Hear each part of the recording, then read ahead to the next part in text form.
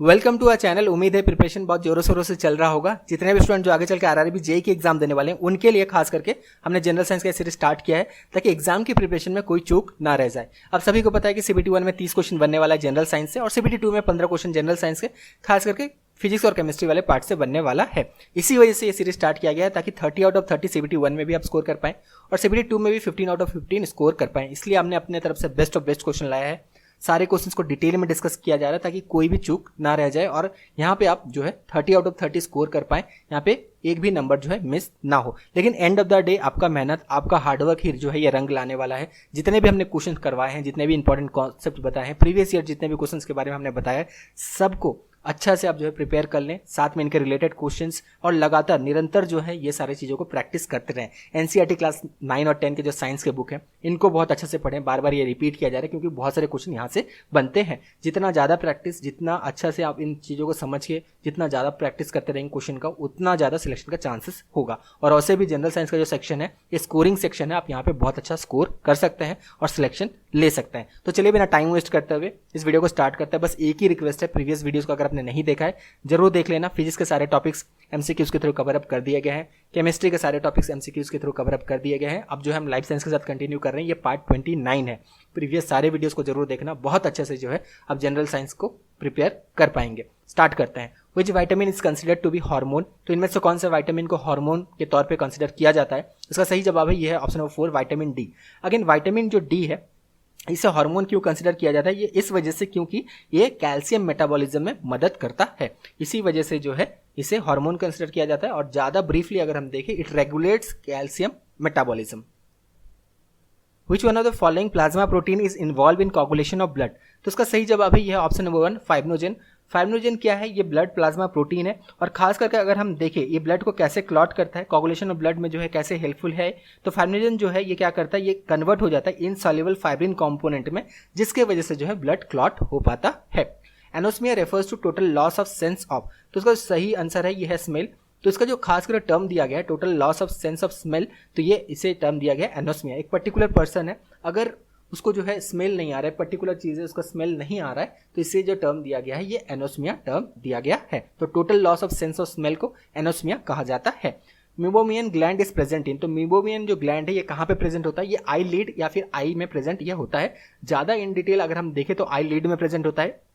याद रखना ये ऑयल ग्लैंड होता है, ऑयल ग्लैंड होता है। और ये किस में हेल्पफुल होता है? ये खास करके अगर हम देखें हमारे आई में जो वाटर प्रेजेंट है इसे इवापोरेट होने से ये खास करके ये ग्लैंड बचाता है।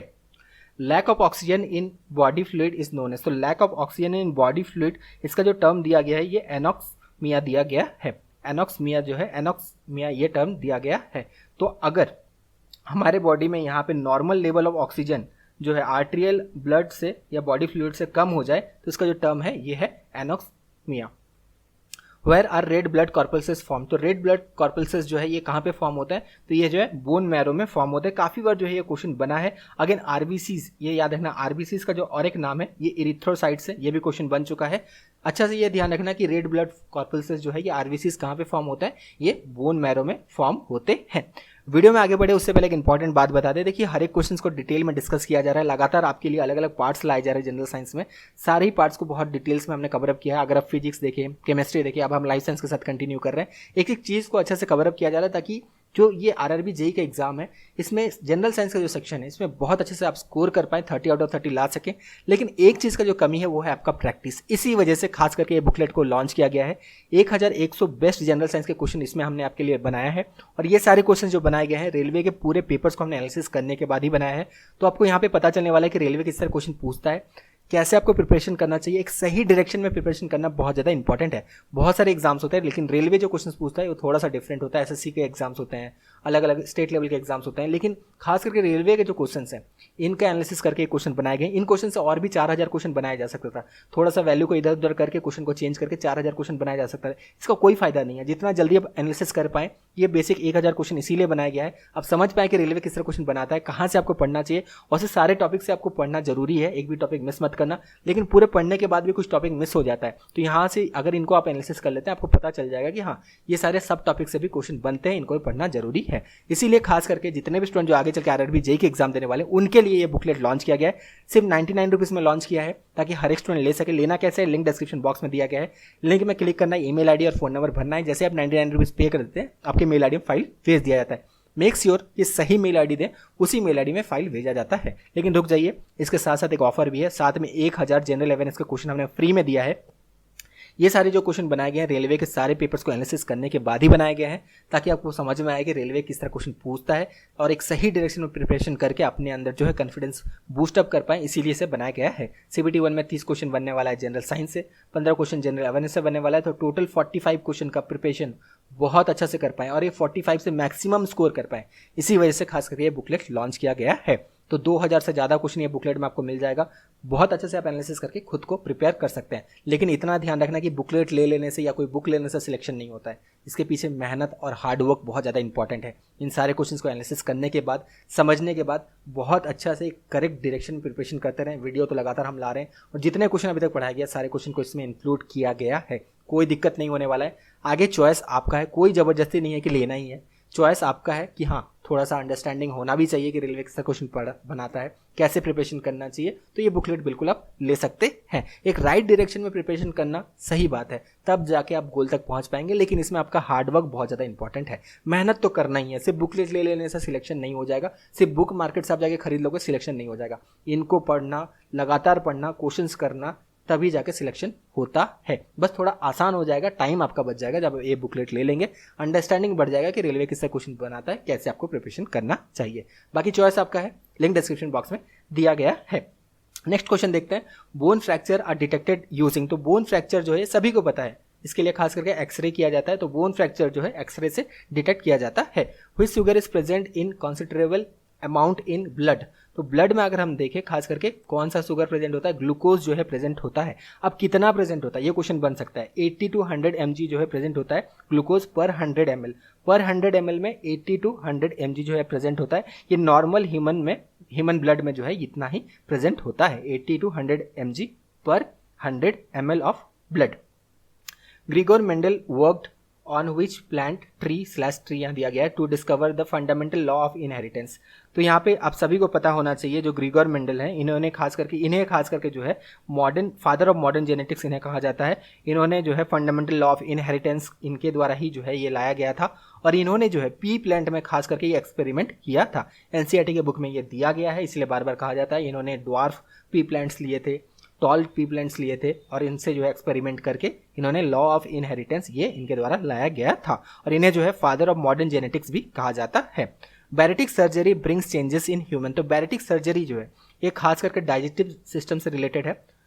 खास करके अगर हम देखें बैरेटिक सर्जरी जो किया जाता है ये वेट लॉस सर्जरी भी इसे कहा जाता है। तो यहाँ पे जो स्टमक है इसका साइज थोड़ा सा रिड्यूस कर दिया जाता है और शेप और function of digestive system is change. तो यहाँ पे स्टमक का साइज थोड़ा सा जो है छोटा कर दिया जाता है ताकि कम खाना खाने पे भी यहाँ पे पेट जो है ये फुल लगे। तो खास करके इसके लिए जो बैरेटिक सर्जरी किया जाता है।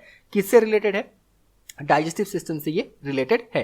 Which of the following is gaseous plant hormone. जितने भी प्लांट हार्मोन्स है और उनका फंक्शन पढ़ना जरूरी है, क्वेश्चन यहाँ से बनता है। तो इनमें से कौन सा गैसियस प्लांट हार्मोन है, इथिलीन जो है ये याद रखना, ये प्लांट हार्मोन है, गैसियस प्लांट हार्मोन है। इसे जो है राइपनिंग हार्मोन भी कहा जाता है। The study of organisms growth from egg to adult is stage is called. तो study of organism growth from egg to adult stage जो है इसे एम्ब्रियोलॉजी कहा जाता है। सिंपल डेफिनेशन है, एनसीईआरटी के बुक से लिया गया। रेलवे इस तरह क्वेश्चन बनाता है। Toxic substance found in digestive food are destroyed by. तो ये लीवर से डिस्ट्रॉय किया जाता है। लीवर जो है इसे डिस्ट्रॉय करता है जो भी टॉक्सिक सब्सटेंस जो भी हम खाना खाते हैं। एक एग्जांपल पहले ही पार्ट में हमने दिया था, शायद दूसरे पार्ट में बताया था कि देखिए बहुत सारे हम खाना ऐसे खाते हैं जिसमें फूड कलरिंग यूज होता है, तो इसमें टॉक्सिक प्रेजेंट होता है और इसे डिस्ट्रॉय कौन करता है, इसे लीवर जो है ये डिस्ट्रॉय कर पाता है। Which part of cinchona plant yield quinine. तो क्यूनाइन जो है किस लिए यूज़ किया जाता है, मलेरिया को कंट्रोल करने के लिए। जो भी पेशेंट्स हैं जिन्हें मलेरिया हुआ है खास करके उन्हें क्यूनाइन दिया जाता है। तो सिंकोना प्लांट के जो बार्क से जो है ये क्यूनाइन एक्सट्रैक्ट किया जाता है। So option number 2 is correct. ये क्वेश्चन भी ऑलरेडी रेलवे के पेपर में बन चुका है। Branch of botany deal with the internal organisation of plant is called. तो इसे क्या कहा जाता है, इसे एनाटॉमी कहा जाता है। Option number 3 is correct. और ये भी जो है सिंपल डेफिनेशन ही है, एनसीईआरटी के बुक से लिया गया है question. Which organ in human body helps in maintain balance. ये क्वेश्चन रेलवे के पेपर से लिया गया है। तो बैलेंस मेंटेन करने के लिए खास करके जो है ये ईयर हेल्पफुल होता है। अब यहाँ पे थोड़ा सा डिस्कस करते हैं ताकि आपको और ज़्यादा यहाँ पे क्लैरिटी मिल जाए। वेस्टिबुलर एपरेटस जो कि लोकेटेड है इंटरनल ईयर में, ये खास करके जो है ये हमारे बॉडी का बैलेंस मेंटेन करने में हमें मदद करता है। तो याद रखना, अगर ईयर ना दिया हो, वेस्टिबुलर एपरेटस जो इंटरनल ईयर में प्रेजेंट होता है, ये हमारे बॉडी का जो है बैलेंस मेंटेन करने में मदद करता है। तो ये याद रखना, अगर ऐसे सिंपल ऑप्शन दिया हो ब्रेन, आई, ईयर, नोज, तो ईयर होगा, या फिर यहाँ पे आपको वेस्टिबुलर एपरेटस जो है ये ऑप्शन में देखने बिल्कुल मिल सकता है। तो ये the following has maximum calorific value, तो मैक्सिमम कैलोरीफिक वैल्यू हमें किस में देखने मिलेगा? कार्बोहाइड्रेट्स, वाइटामिन, प्रोटीन्स या फैट्स में? तो इसका सही जवाब है ये है फैट्स। सबसे ज़्यादा कैलोरीफिक वैल्यू जो है ये फैट्स में होता है। कितना होता है? नोट डाउन कर ले, 37 किलो जूल पर ग्राम। अच्छा से यहाँ पर क्लीनली लिख दिया जाता है, ये वाला नोट डाउन करना, 37 किलो जूल पर ग्राम। इतना कैलोरीफिक वैल्यू जो है ये किस में होता है? इतना कैलोरीफिक वैल्यू ये फैट्स में होता है। प्रोटीन में पूछा जाए कितना कैलोरीफिक वैल्यू होता है? 17 किलो जूल पर ग्राम। 17 किलो जूल पर ग्राम जो है ये किस में होता है? ये प्रोटीन्स में होता है। कार्बोहाइड्रेट्स में भी सेम ही होता है, लेकिन सबसे ज़्यादा ये फैट्स में कैलोरीफिक वैल्यू होता है। कितना होता है? 37 किलो जूल पर ग्राम जो है ये कैलोरीफिक वैल्यू फैट्स में होता है। Normal blood pressure in human, तो normal blood pressure in human जो है ये 120/80 mmHg जो है ये होता है। तो नॉर्मल ब्लड प्रेशर के बारे में पूछा गया है। एक सिस्टोलिक है, ये डायस्टोलिक है, जो है ये है 80 जो है ये डायस्टोलिक है, ये सिस्टोलिक है। तो इसके बारे में भी आगे चल के हम डिस्कस करने वाले हैं, लेकिन फिलहाल आपको इतना नोट डाउन कर लेना है या इतना याद कर लेना है, नोट डाउन करने से ज़्यादा बेहतर होगा। Normal blood pressure of human जो होता है ये 120/80 mmHg होता है। नोट डाउन जरूर कर लें। आगे सिस्टोलिक और डायस्टोलिक के बारे में भी डिस्कस हम करने वाले हैं। आगे जो पार्ट्स हैं उसमें क्वेश्चंस को और ब्रीफ ले लिया गया है, तो वहाँ पे डिस्कस करेंगे। नेक्स्ट आगे बढ़ते हैं। A clone is a colony of, तो क्लोन जो किया जाता है, मान लीजिए एक सीप है, उसे क्लोन करके जो है बनाया जा रहा है, तो ये जो है क्या कह सकते हैं इसे? क्लोन जो है it is a colony of sales having similar genetic constitution. ये भी डेफिनेशन है, कहाँ से लिया गया? एनसीईआरटी के बुक से। देखिए इस तरह क्वेश्चन रेलवे बनाते आए और एनसीईआरटी के डेफिनेशन से डायरेक्टली इससे जो है क्वेश्चन बनाया गया है। Hemodialysis is done in the condition when person is suffering from, तो हेमोडायलिसिस जब किया जाता है, जो पर्सन जो है अगर उसे यूरेमिया हुआ है, यूरेमिया में क्या होता है? यूरेमिया में यहाँ पे थोड़ा सा डिटेल में फिर से नोट डाउन जरूर करना। यूरेमिया में क्या होता है? यहाँ पे टॉक्सिन बिल्डअप हो जाता है और यूरिया जो है बिल्डअप हो जाता है ब्लड में, और ये सारे जो है किडनी इनको फिल्टर नहीं कर पाता है, और टॉक्सिन्स को जब किडनी यूरिन से जो है फिल्टर आउट नहीं कर पाता है, ब्लड से जो है फिल्टर आउट नहीं कर पाता है, तो इस डिजीज को यूरेमिया कहा जाता है।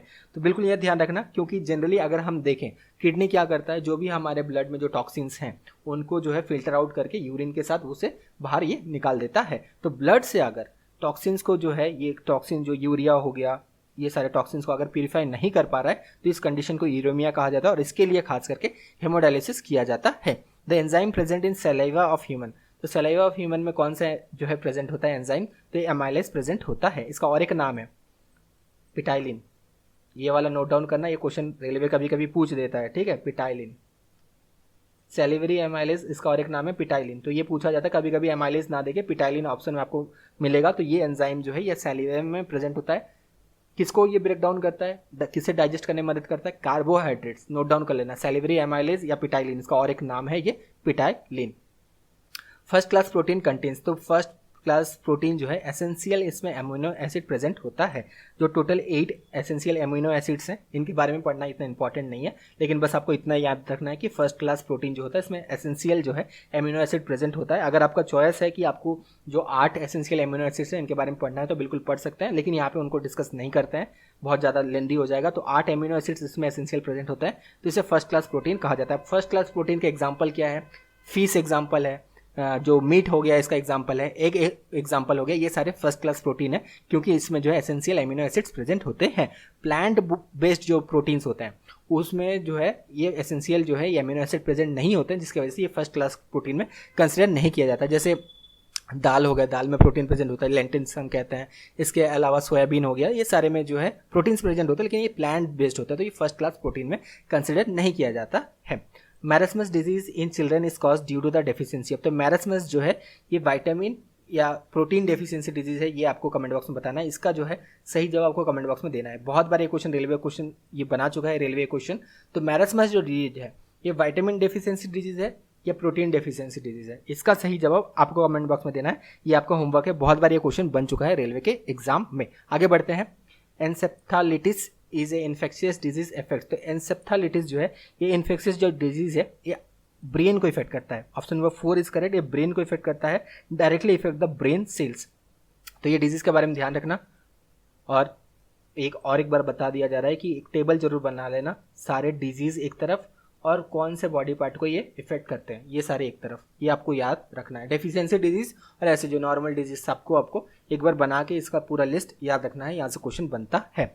Tarsal bone are present in, और फिर से और एक लिस्ट बनाना, सारे बोन्स जितने भी फिंगर्स में बोन्स हैं, अलग अलग बोन्स कहाँ पे प्रेजेंट है। जैसे टार्सल बोन ये कहाँ पे प्रेजेंट होता है, ये एंकल में जो है ये प्रेजेंट होता है। और टोटल टार्सल कितने बोन्स होता है, टार्सल में अगर हम देखें टोटल 7 इन नंबर्स ये होते हैं। सबका नाम कहाँ पे प्रेजेंट होता है, फिंगर्स में जैसे पूछा जाता है ये बोन्स कहाँ पे प्रेजेंट है, ठीक है। थाई में पूछा जाता है, थाई बोन जो है इसका नाम है फ्यूमर, तो इसे जो है इसके बारे में पूछा जाता है स्ट्रॉन्गेस्ट बोन कौन सा है। तो ये सारे जो है स्मॉलेस्ट बोन कौन सा है, ये सारे आपको अच्छा से जो है ये अच्छा सा टेबल बना के याद कर लेना है।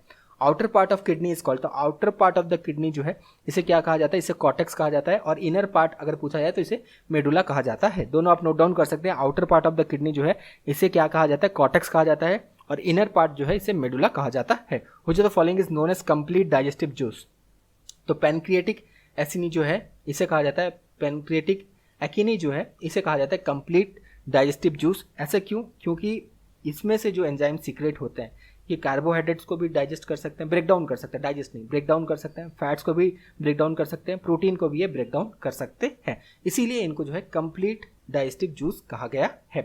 Pelvic colon is present in, देखिए एक चीज और ध्यान रखना, पेल्विक कोलोन हो गया और सिग्मॉइड कोलोन ये दोनों सेम है, और ये जो है लार्ज इंटेस्टाइन के एंड टुवर्ड्स द एंड में ये प्रेजेंट होते हैं। तो ये लार्ज इंटेस्टाइन के जो है टुवर्ड्स द एंड प्रेजेंट होते हैं, इनसे ये अटैच्ड होते हैं। तो यहाँ पे पेल्विक कोलोन पूछा जाए या सिग्मॉइड कोलोन पूछा जाए तो ये जो है towards the end of large intestine, इनसे ही अटैच रहते हैं।